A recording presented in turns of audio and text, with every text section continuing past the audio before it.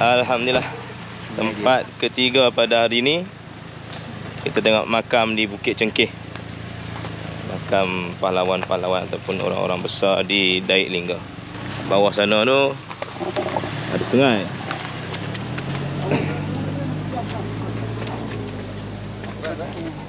Kabul Kandahar. Apa travel tu kan? Travel. Bawah tapi sambil untuk kajian tadi siang. Oh. Yes. Bulan 2 tu buat lagi sampai bulan.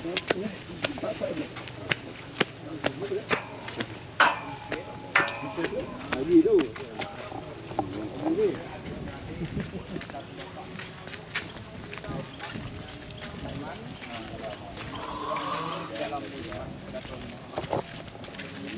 Anak Mahmud Kedaton ni Mahmud juga Persah yang mangkat di Pekan Pahang.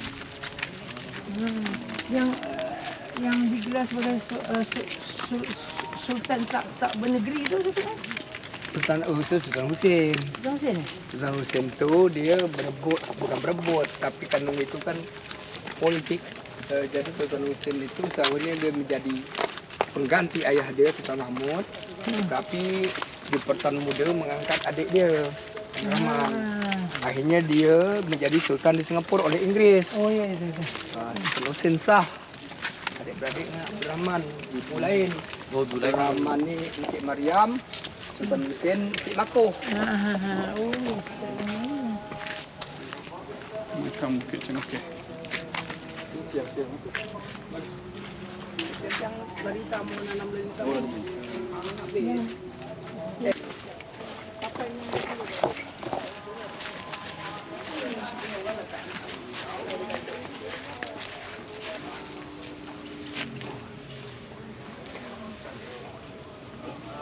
Sekarang kita berada di makam Bukit Cengkeh ya, yang berada di kampung Tanda Hulu.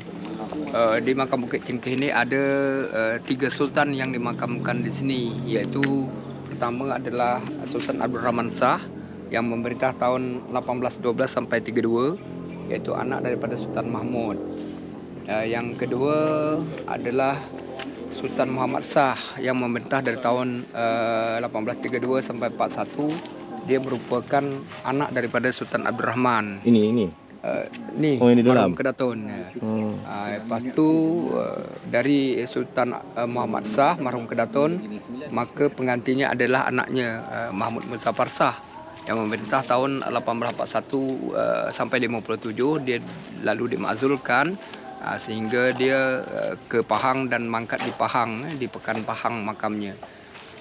Pengganti daripada Mahmud Muzaffar Shah adalah paman beliau, iaitu Sultan Sulaiman Badrul Alam Shah. Karena Sultan Sulaiman Badrul Alam Shah ini merupakan tadi adik-beradik daripada Sultan Muhammad sehingga dilantiklah Sultan Sulaiman Badrul Alam Shah II ini yang memerintah pada tahun 1857 sampai 1883. Lalu sementara diemban oleh Tengku Mung Fatimah, iaitu diemban tu dilanjut pemerintahannya oleh Tengku Mung Fatimah dari tahun 1883 1885. Dia merupakan anak daripada Sultan Mahmud Muzaffar Shah, iaitu marhum Pekan Pahang, dan dia merupakan isteri daripada Deputan Muda Riau ke-10, iaitu Raja Muhammad Yusof. Lalu dilantiklah Sultan terakhir, iaitu Sultan Abdul Rahman Muazzam Shah, sehingga beliau tadi memerintah di Lingga dan tadi meninggalkan istananya yang ada di Lingga tahun 1900 ke Penyengat hingga 1911 dan 1913 Kesultanan Riau Lingga secara keseluruhannya dihapus oleh pihak Belanda. Inilah makam-makamnya yang ada di sini beserta kerabat-kerabatnya. Kalau ini dia lebih kepada tadi penanaman sagu seperti deskripsi ekonomi masyarakat, pembangunan jalan. Kalau di sana seni bina, arsitektur, tekad, kerajinan. Kalau ini lebih kepada agama.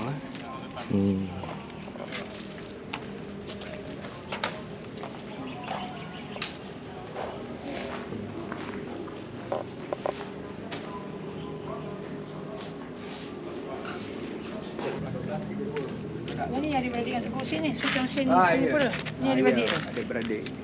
Nanti dia mangkat diganti anak dia Sultan Muhammad. Sultan Kemudian baru Sultan Rahman dia lagi. Sultan Mahmud. Rahman. Mahmud dulu. Mahmud dulu. Mahmud Besar Persah. Mahmud Besar Persah. Mahmud Rahman makam mana? Di Pekan Pahang, Oh, Malaysia. dia ni bukan Pahang. Makan tengah hari. Penat ziarah tempat-tempat ziarah. Singgah pada makan ni. Ya, makanan orang-orang semua bersemangat dah ni. Betul. Ambil diri.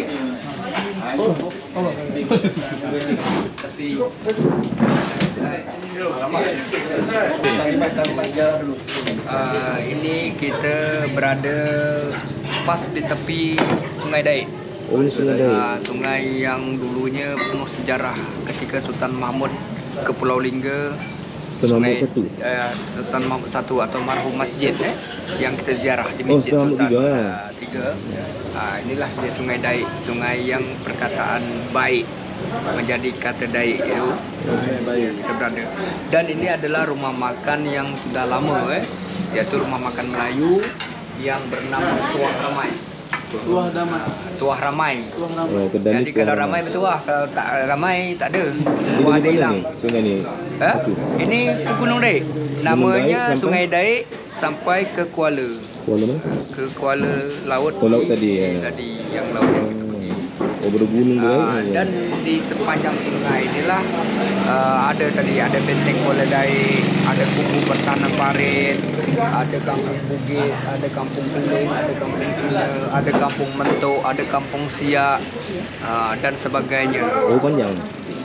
Panjang memang kita tak apa, tapi kalau sampai ke gunung tu rasa saya nak berpuluh kilo jugalah. Oh, baik. Habis sekarang guna lagi kan? Ya, Masih guna. masih digunakan kerana nelayan masih memakai untuk jadi transportasi. Sampai situ dia lah.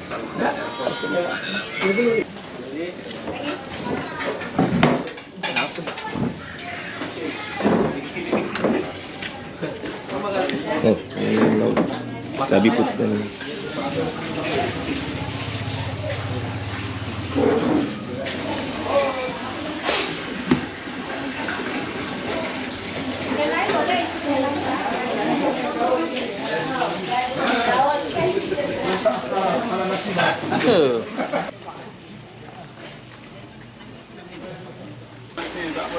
Mana? Aku rasa ikan sumpit dah ni. Sekejap, duit. Excuse me. Ikan benda raya kot. Mana? Ikan benda raya tak? Oh, tu ikan. Ni apa? Belukang. Belukang. Belukang. Ikan belukang ah? Dui. Oh, kan weh. Wah, ada telur sedap ah. Siakak gelama siakak gelama ikan duri lah. Siakak senohong gelama ikan duri. Ini Masjid Hikmah Kampung Pahang Daik. Masjid ni tak ada pintu, terbuka macam ni je. Satu keunikan yang ada di Daik Lingga ni. Tak ada pintu pun, masuk terus ke ruang solat. Kayu, pintu ni dibuat pada kayu. Cantik, subhanallah. Allahu Akbar.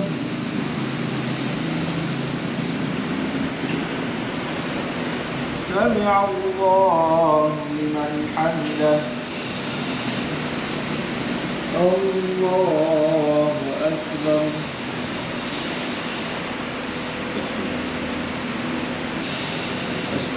Assalamualaikum warahmatullahi.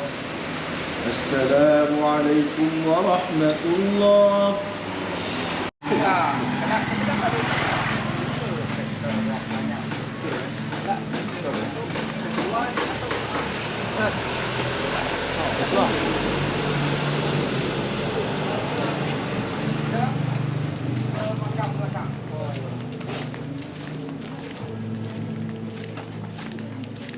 Kita ada nak lawat satu tempat, tapi tak diberitahu apa nama tempatnya ni. Duduk di belakang rumah orang-orang kampung. Apa ni, Pak? Pak Jo? Apa ni? Ini Kampung Pahang.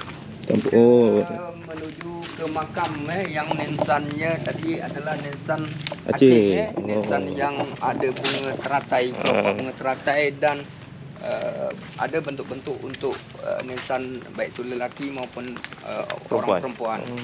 Jadi kita menuju lebih kurang dari Jalan Sultan Mahmud Muzaffar Shah Kampung Pahang ini lebih kurang ke dalam ini sekira 200 meter. 300 meter masuk ke dalam karena tempat ini jarang dibersihkan sehingga terkesan semak karena belum terawat. Jadi kita harus Ke sungai dulu, tengok sungai dulu. ini adalah sungai Sekejap tengok sungai ni. Daik Oh, ni sungai Daik ni. ini sungai Daik. Oh, ada tembok benteng. Di sini Oh, jernihnya ya Allah. di hilir daripada sungai Daik ini adalah tempat pangkalan kenanga, tempat sultan di Lobok Sentol. Ke hulu sana itu adalah tempat Istana Robat dan kawasan Sultan Abdul Rahman Muazzam Shah meletak perahu-perahu dia atau kapal-kapal layar dia ketika dia ke Penyengat, ke Tanjung Pinang dan sebagainya. Jadi ini dulu bisa dilayari kerana sangat besar dan dalam. Ikan tu besar tu. Kita tengok jernih punya jernih punya air sungai Daik ni. Sampai nampak ikan belukang dalam ni. Boleh makan ke? Boleh. Boleh lah tu besar. Oh. Tu besar Tapi tak banyak. macam mana nak tunjuk dia? Sebab tak tahu nampak ke tidak. Ikan dalam ni. Ulai. Ulai. Mulai. Mana? Oh, tu ada ular air. Ha? Oh, nampak ular. Ulai tu. Nampak ulai tu. Ni beranak ni. Tu ikan belanak. Oh, ikan belanak ni dia tak beranak. Dia beranak je. Dia bela anak je. Beranak dia bela anak. Jadi kita nampak suasana orang-orang bandar apabila turun ke desa, dia ke kampung. Jadi Kita jakun. jakunnya tu melebihi orang-orang jakun di dalam hutan jakun. Tapi jangan Kita ada orang kaya montel kat sini. Kejakunannya tu luar biasa. Biasa. Kena rasa air. Rasa air je, okey. Bagaimana air? Masin tawa? Tawa. Betul. Nak mandi ni. Licin. Abang sebenarnya Kesan nak lah, mandi kesannya tu. kan. Sini saja saja. Jadi mandi kan. Biasanya saya mengagumi tu. Sungai kita yang dah muara jarang jenisnya. Sungai di Malaysia yang dah muara jarang mana jenisnya ni. Ada je ni. Ada yang marah. Kau kena cakap jakun. Tu kena tulah tu. Siapa jakun ni kena. Itulah kepada Sultan Montel. Kacau lagi. Tu sedap dia. Sedap luar dia, Ustaz. Ketulahan. Masak sedap ni buat teh. Oh, kan? Mana? Ha, manis. Saya pula. Dah jom. Aduh. Lari. Ikan duri boleh makan ke? Boleh? Boleh. La ilaha illallah. Ni lagi seorang jakun. Ikan duri dia tanya boleh makan ke tidak? Tadi sebab tulah dengan Sultan Montel. Ni tak ada tulah apa ni. Okey. Ni jalan nak masuk ke makam. Sebelah saja muara sungai. Makam yang ada nisan batu Aceh. Jernih lainnya. Tiba-tiba dapat jumpa cenderung rusut. Tak, di Malaysia kan, sungai-sungai yang dah dekat-dekat muara, mana ada jernih ni? Kita nak masuk hutan sikit untuk sampai ke makam. Hutan lah, mana semak-semak samun. Oh, tak berapa nak terjaga sangat. Jadi kita lihat nanti. Patut filem Mat Kilau buat kat sini. Baru banyak dia punya. Apa ada nak? Sejarah ya. Bismillahirrahmanirrahim.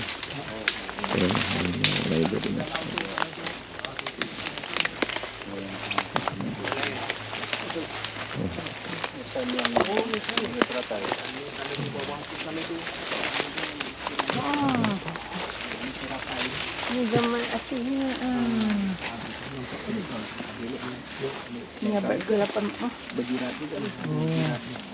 Mana dia punya ni? Oh, ni batu. Ini Oh, abad situ. Ini abad ke-17, abad ke-18 ni. Terangkan bagi Ustaz Saudin, terangkan. Ini batu Aceh abad ke-18, abad ke-19 ni.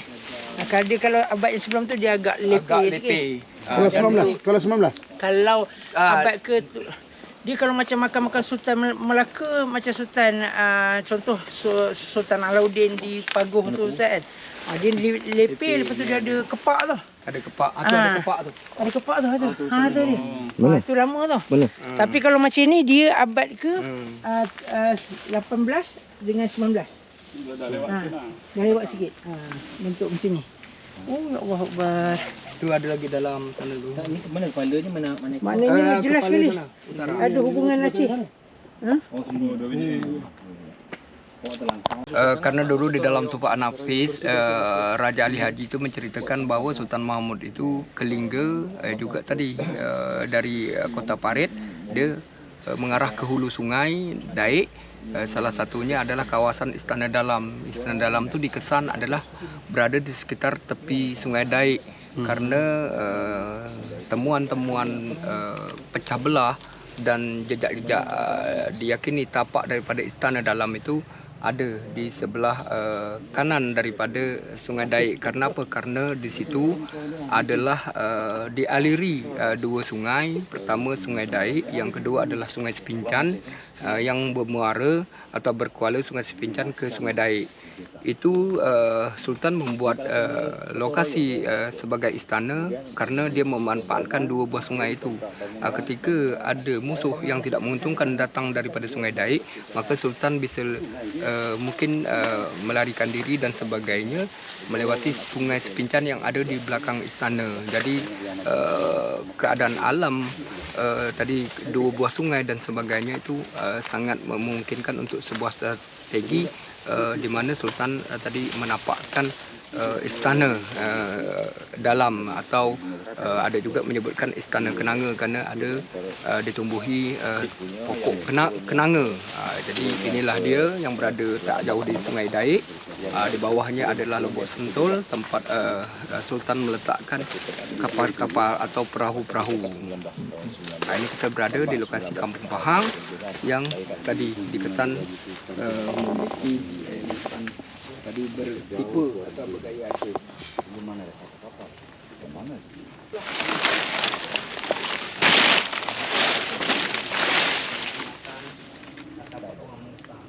Oh, sini pun.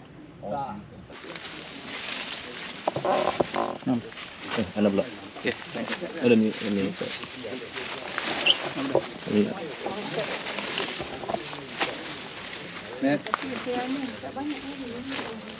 Nak mak.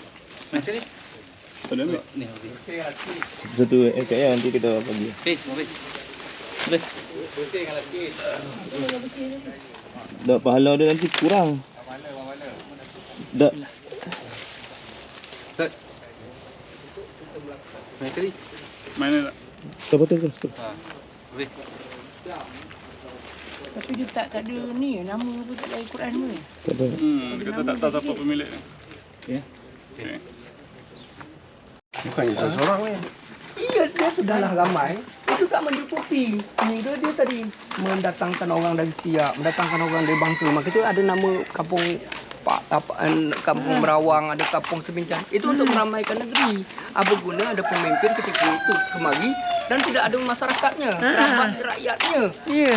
Jadi kita mengacu kepada itu bahawa semua tu punya kekuatan, semua tu punya Saling peran. bantu-membantu sebenarnya. Peran. Jadi susah. Jadi kekuatan kalau kita nak buat sebuah perhimpunan dan sebagainya, memang kekuatan dari atas sampai ke bawah tu harus terhimpun. Tak bisa kita bermain di atas saja. Kau tidak kena guling kan? Habis macam berlaku-berlaku itu. Sultan yang lepas. Jadi untuk lebih banyak bincang, kita sempatkanlah diri meluangkan kedai Lingga ni. Jadi banyak kisah-kisah, bahkan kampung-kampung yang ada ini tak terlepas daripada sejarah masa lalu. Bagaimana peradaban tamadun Melayu yang ada di Pulau Lingga ini. Checkpoint terakhir hari ni melawat tempat-tempat sejarah. Petang ni kita rehat, healing di air terjun. Di air terjun kampung apa ya nama ni? Rasul? Ha? Restu. Rasu, kampung Rasu, air terjun. Jadi kita nak healing sini lah. Seharian penat. Apa ziarah makam-makam, ziarah tempat-tempat ziarah benteng, kan. Tempat pada Batu Nisan Aceh. Apa ni sungai ketika digunakan Kesultanan Sultan Mahmud. Jadi kita akan berehat di air terjun. Ada air terjun apa tak pasti. Air terjun apa ni ya? Mana orang ni? Resun. Oh, air terjun Resun. Jalan nak pergi ke jeti, nak balik ke Tanjung Pinang. Jadi tengok.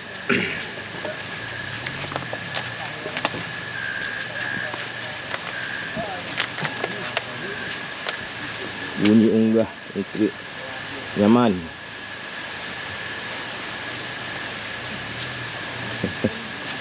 Apa Resun tu? Air terjun Resun. Air terjun Resun. Resun. Kita berada di Sungai Resun, tepatnya di hulu di air terjun Resun.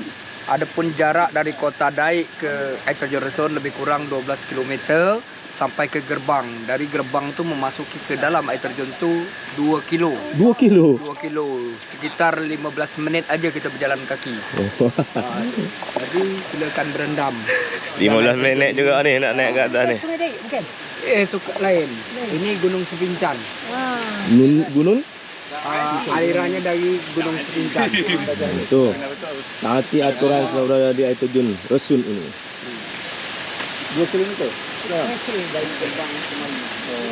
Ini air terjun dah depan tu. Depan tu je.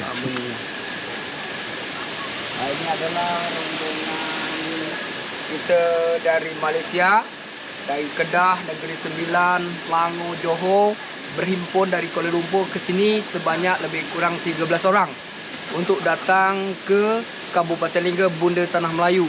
Kita adalah kaitan sejarah masa lampau yang punya kait kelindan yang tak bisa dipisahkan. Ibarat seperti tali air, dicencang dia tak akan putus, dia menyambung lagi. Itulah kita orang Melayu serumpun. Apa maksud Nusantara? Nusantara itu Nusa dan Antara. Jadi pulau-pulau yang tadi seperti segantang lada yang berhamburan dan tidak berantara. Jadi lautan itu bukanlah pemisah antara satu dengan yang lain, tetapi dia adalah penyatu seperti Nusantara. Segantang lada tadi itu masuk apa? Ya, Tata London itu pemisahan antara tadi bekas kerajaan atau kerajaan Riau Lingga oleh tadi bangsa Eropah, iaitu British, Inggris dan Belanda. Sehingga perjanjian itulah yang memisahkan kita yang asalnya sama, tembunyinya sama, tapi terpisah oleh dua bangsa Eropah. Allah, subhanallah, cantik. Jadi platform apa? Oh ya Allah, ya Tuhanku. Alhamdulillah, Allahu Akbar. Cantik air terjun kat belakang ni. Memang tak boleh cakap apa dah. Memang healing betul lah. Kan? Alhamdulillah Allah. Cantik. Jom.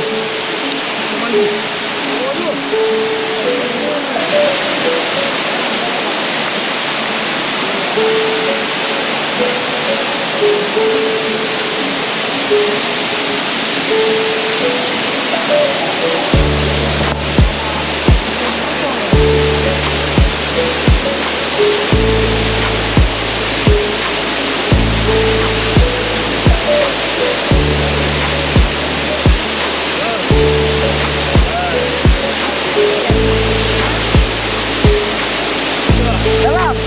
Ya. Lepas lewat kita, lewat.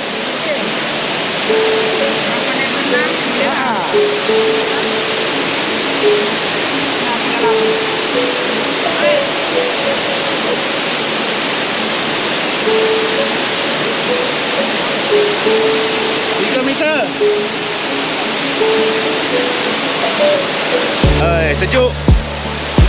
Sedap, segar terus. Punya panas tadi jalan tengok. Bila mandi basuh saja, Allahu Akbar. Segar badannya. Bertingkat-tingkat terjun dia sampai atas. Dalam. Berapa dalam bang? 3 meter. Dalamnya 3 meter. Dalam lagi rasanya tu. Sejuk. Ya.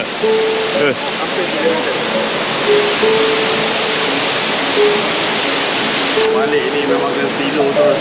Pada pelan-pelan mandi air sejuk lah. Sedap.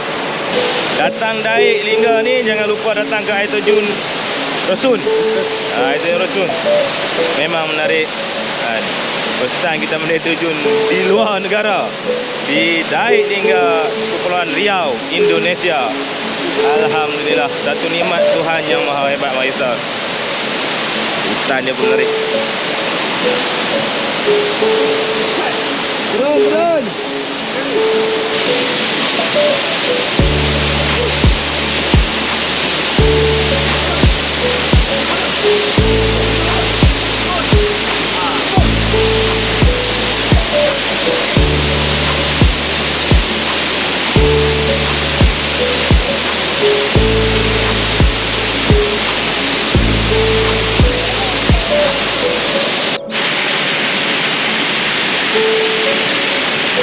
Alhamdulillah, selesai mandi, healing. So kita balik homestay, rehat.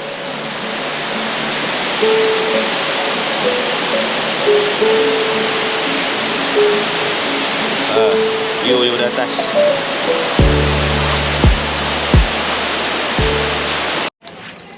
Sekarang kita ni di rumah tekak tudung mantu Halimah.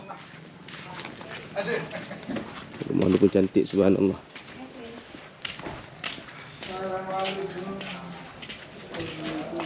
Bismillah. Assalamualaikum. Semua kayu jati ni.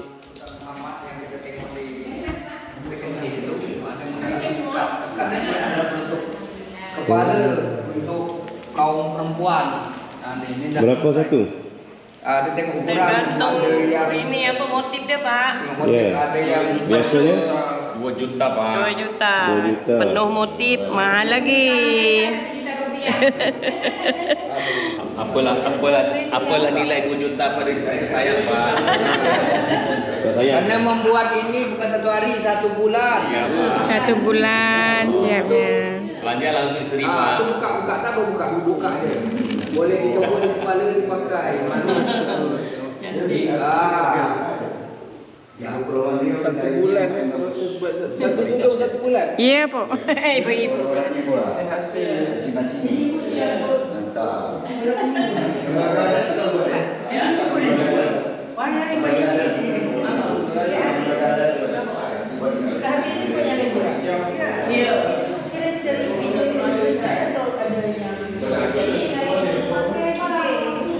Ada contoh jarumnya. Ini jarum. Itu yang tak guna. Ada. Nah,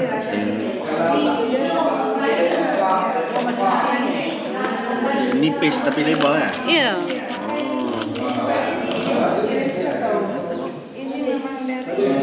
Pemerintah? Iya. Mana memang gratis lah?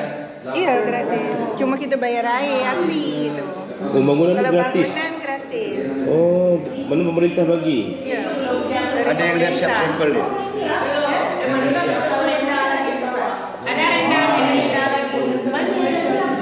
Tak mau di rumah. Dia ready. Dia dah pakai, dia tak boleh pulang lagi.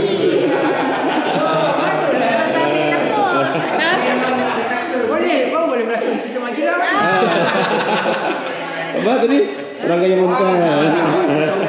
Boleh dipotong, boleh tunjuk. Kan ada panggil premier, tengok premier cerita apa yang baru tu? Panggil Awang, benda awang. Lepas tu suruh pakai tradisional. Kata nak pakai tradisional lah. Apa kita baju kurung je lah. Tapi dia orang kan ada ganti dia pakai tradisional. Ya, betul. Semua colour ni lah. Tahu layak jadi apa dia? Apa dia? Ganti dekat kontel. Tengah apa sana?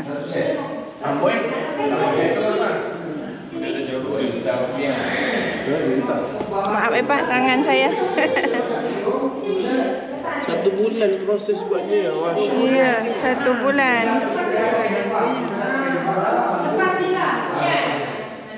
Tudung mantu ini bagi orang Melayu, terutama di Daik Lingga khususnya, dia menganggap bahawa tudung mantu ni sangat sakral di dalam pemakaian adat istiadat. Kerana tudung mantu ni adalah tadi penutup daripada kepala, pusat pemikiran, membedakan manusia dengan haiwan di pikiran. Yang kedua, tempat bersujud, tempat tadi kedekatan ketakwaan kepada Allah SWT, sehingga ditutuplah dengan simbol-simbol yang mempunyai makna tadi, bunga cengkeh, bunga cengkeh, awan larat yang kecil-kecil ini ya. Bunga cengkeh. Jadi itu ada mengandung pesan kepada si pemakai. Jadi memakainya tidaklah sembarangan di dalam acara-acara biasa-biasa. Dia dipakai di dalam acara-acara adat yang sangat sakral, seperti nikah kahwin, dalam acara penyambutan tamu secara adat istiadat, pemakaian di acara pawai-pawai budaya. Jadi dia pawai itu seperti arak-arakan cara budaya. Jadi dia tidak sembarangan seperti selendang yang boleh dipakai di dalam hal-hal yang biasa dengan pakaian yang biasa. Karena memakai dia, pertama harus memakai baju kurung perempuan labuh, yang kedua memakai kain di pinggang. Jadi di luar daripada promosi tudung mantu, maka sangat dilarang dan tidak boleh di dalam adat istiadat yang berlaku di Daik Lingga ini. Apa bunga tadi? Cengkeh. Bunga cengkeh. Maksudnya apa? Bunga cengkeh itu lebih kepada kemegahan. Kemegahan. Selain dari itu lagi? Sini banyak. Ini motif apa yang Ika buat ni? Ni yang tajam ni. Kelok pakis. Mana? Tengok. Kelok pakis. Oh, kelok pakis tadi samalah maksudnya. Kembang kelok pakis tadi sama dengan mana dia ada awan larat, ada kiambang. Awan larat yang mana? Sini tak ada. Oh, tak ada. Yang tajam ini motif lain kerana masing orang tu beda. Beda beda daripada motif-motif atau hiasan. Jadi ada lain, sementara di sini lain kan.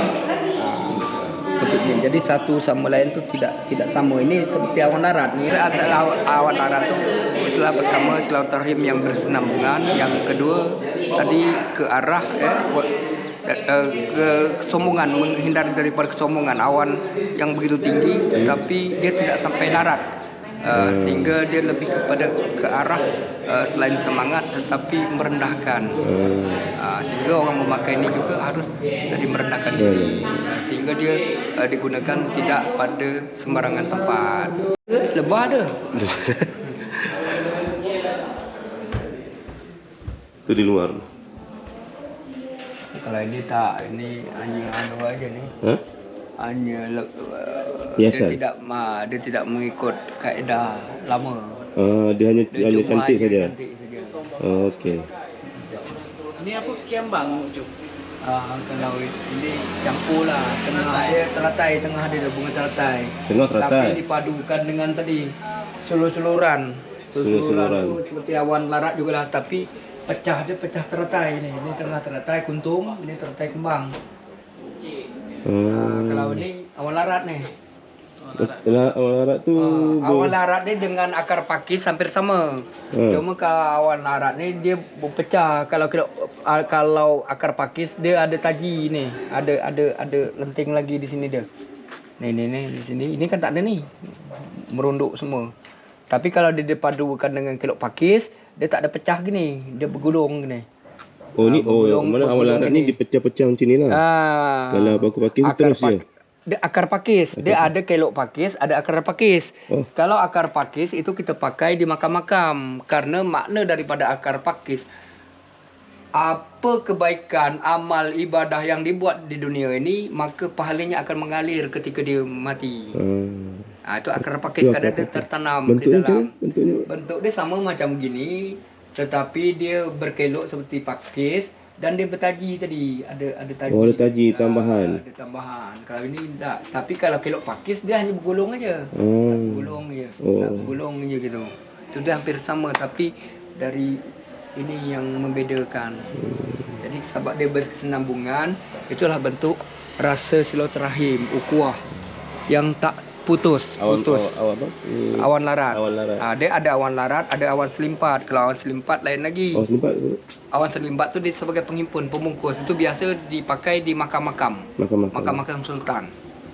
Maksudnya? Maksudnya sultan tu kan penghimpun, pemimpin. Walaupun dia punya kuasa, tapi dia harus pandai, bijaksana tadi menghimpun rakyat. Bentuk selimpat tu macam mana? Bentuk dia macam trisula gitu, begini. Lepas tu ada lagi anak lagi gitu. Trisula? Dia bentuk dia macam bertrisula, tapi dia macam kelopak kembang gitu. Jadi tak dapat juga nak saya bayangkan.